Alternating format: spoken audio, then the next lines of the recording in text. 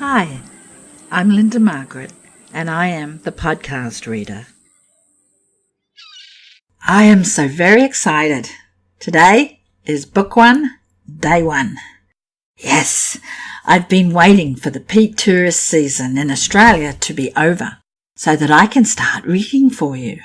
You see, I live in a resort on the stunning Gold Coast in Australia, and summer can be very noisy around here, but I think I'm right to go.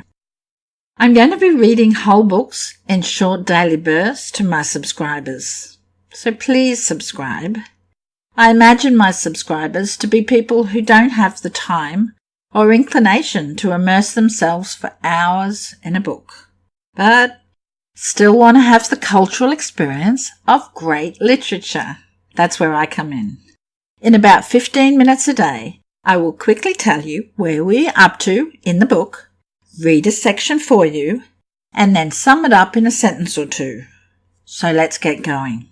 The very first book that I will be reading to you is The Strange Case of Dr. Jekyll and Mr. Hyde by Robert Louis Stevenson, published way back in 1886.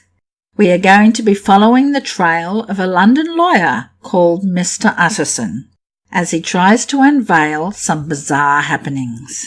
There is a major theme that we may want to think about as we journey with Mr. Utterson into this strange case. We want to be thinking about dualities that exist in all of us and how our public persona and our private behaviours vary. So, now that you've had a minute or two to become accustomed to my Australian accent, let's begin. The Strange Case of Dr. Jekyll and Mr. Hyde by Robert Louis Stevenson. Story of the Door. Mr. Utterson the lawyer was a man of rugged countenance that was never lighted by a smile, cold, scanty and embarrassed in discourse, backward in sentiment, lean, long, dusty, dreary, and yet somehow lovable.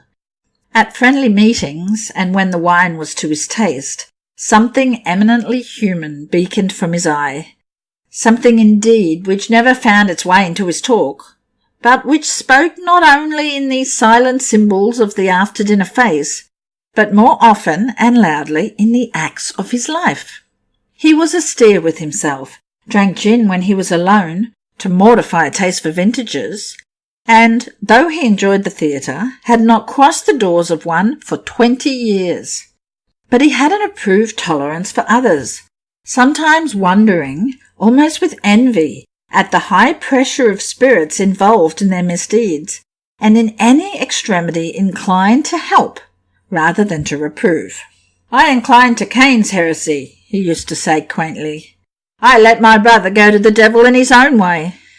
In this character, it was frequently his fortune to be the last reputable acquaintance and the last good influence on the lives of down-going men. And to such as these, so long as they came about his chambers, he never marked a shade of change in his demeanour. No doubt the feat was easy to Mr. Utterson, for he was undemonstrative at the best, and even his friendship seemed to be founded in a similar catholicity of good nature. It is the mark of a modest man to accept his friendly circle ready-made from the hands of opportunity, and that was the lawyer's way. His friends were those of his own blood, or those whom he had known the longest. His affections, like ivy, were the growth of time. They impaled no aptness in the object. Hence, no doubt the bond that united him to Mr. Richard Enfield, his distant kinsman, the well-known man about town. It was a nut to crack for many what these two could see in each other, or what subject they could find in common. It was reported by those who encountered them in their Sunday walks that they said nothing, looked singularly dull, and would hail with obvious relief the appearance of a friend. For all that, the two men put the greatest store by these excursions, counted them the chief jewel of each week, and not only set aside occasions of pleasure, but even resisted the calls of business, that they might enjoy them uninterrupted. It chanced on one of these rambles that their way led down a by-street in a busy quarter of London. The street was small and what is called quiet, but it drove a thriving trade on the weekdays. The inhabitants were all doing well, it seemed, and all emulously hoped to be doing better still, and laying out the surplus of their grains in coquetry, so that the shop fronts stood along that thoroughfare with an air of invitation, like rows of smiling saleswomen.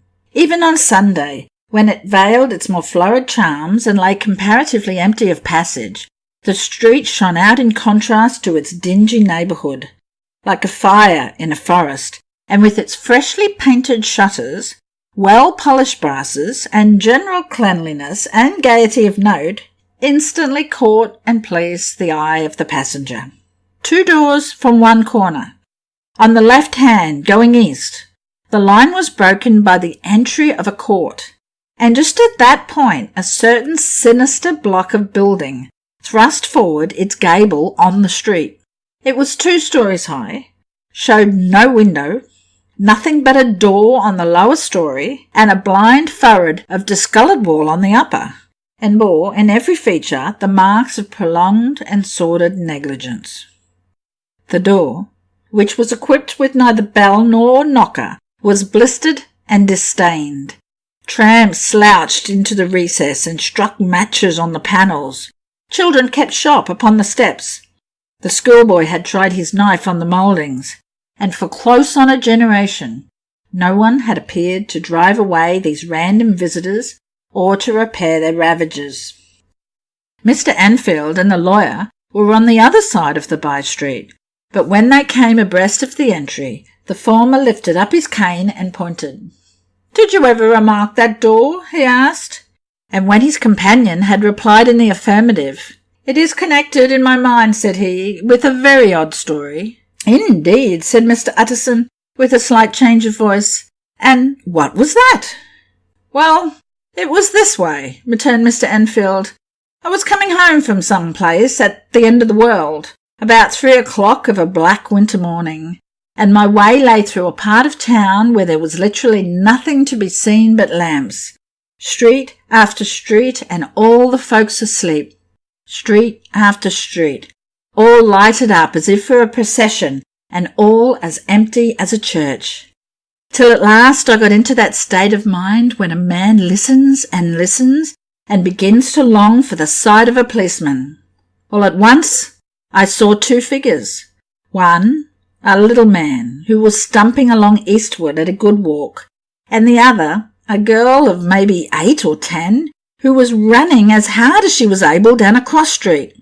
Well, sir, the 2 ran into one another naturally enough at the corner, and then came the horrible part of the thing, for the man trampled calmly over the child's body and left her screaming on the ground. It sounds nothing to hear, but it was hellish to see. It wasn't like a man, it was like some damned juggernaut. I gave a few holler, took to my heels, collared my gentleman, and brought him back to where there was already quite a group about the screaming child.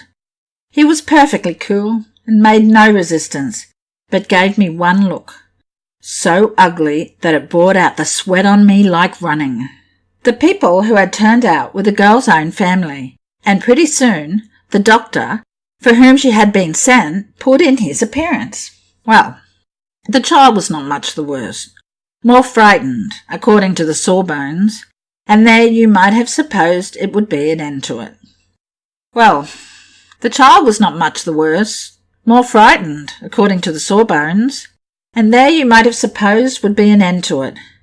But there was one curious circumstance.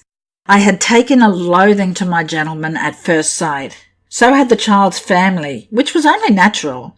But the doctor's case was what struck me. He was the usual cut-and-dry apothecary, of no particular age and colour, with a strong Edinburgh accent and about as emotional as a bagpipe. Well, sir, he was like the rest of us. Every time he looked at my prisoner, I saw that Sawbones turn sick and white with the desire to kill him.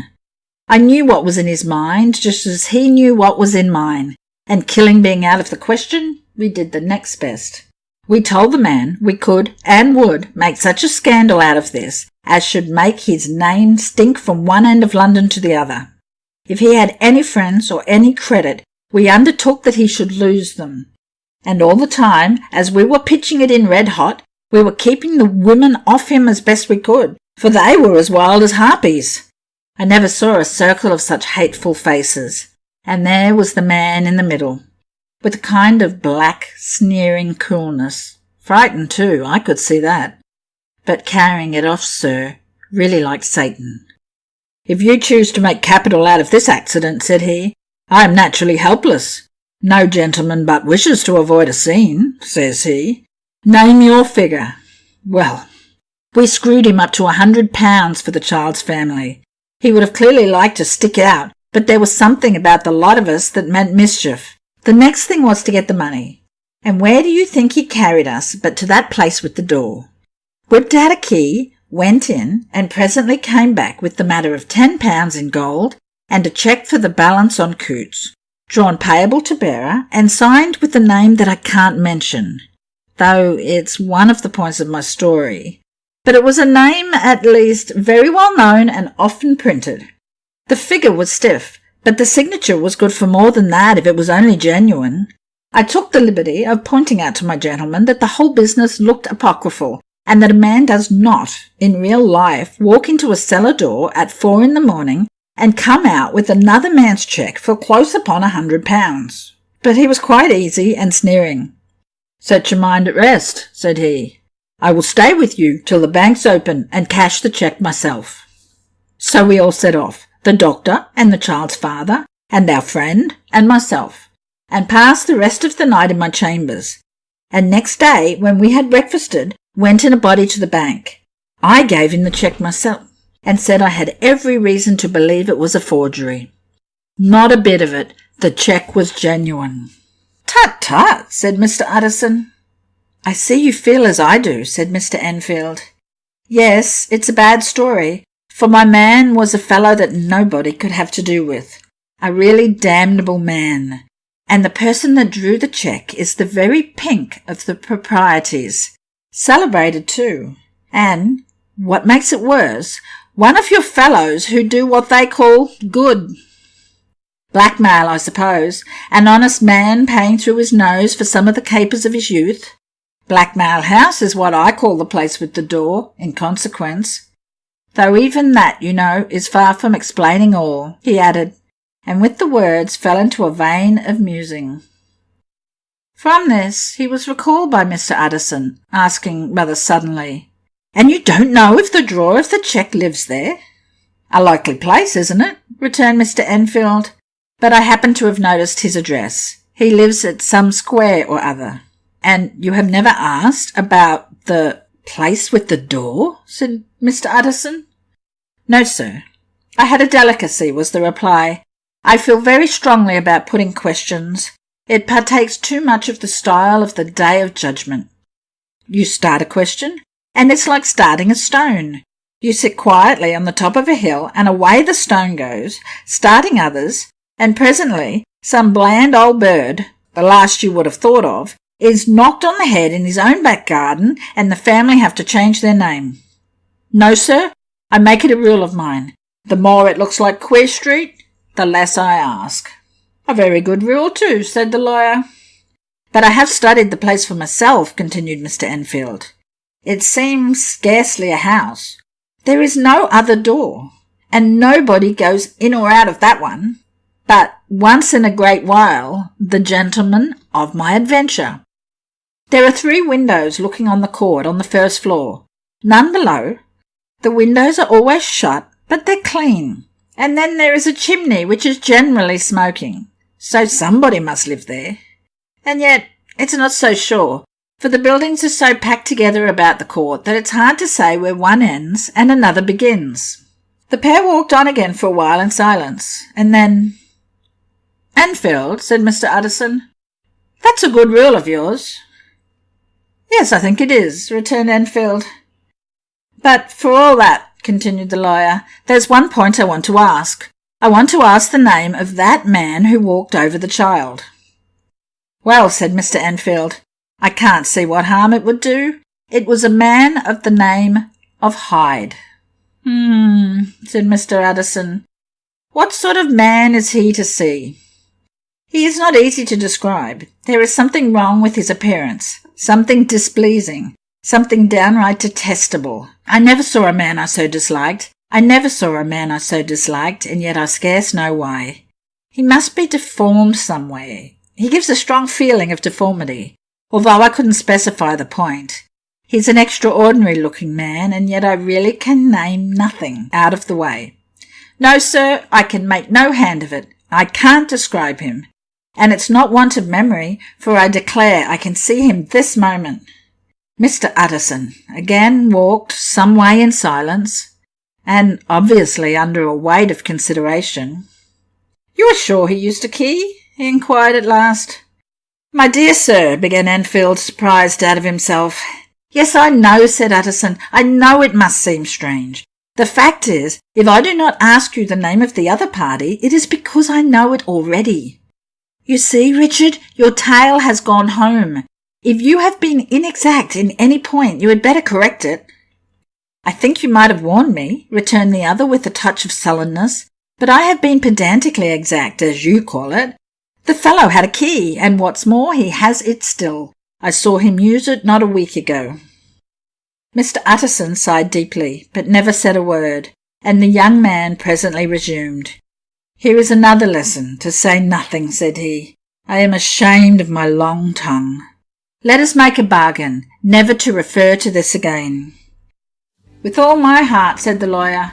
"I shake hands on that, Richard." Well, that's the reading for today.